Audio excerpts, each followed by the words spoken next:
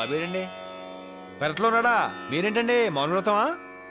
బాగా చేయండి, అప్పుడే బాబీకి బాగుంటుంది. గుడి వ్రతం కూడా జలపేరా, బాబీ ఏం చేసినా కనిపిస్తుందా? మళ్ళీ మళ్ళీ ఇది రాని రోజు. ఈ మధ్య మనం బాగా ఓవర్ అయిపోతున్నాం బాబు. తప్పే ఉందే, వయసులో ఉన్న వాళ్ళు చేసే పనే కైతే. బాబే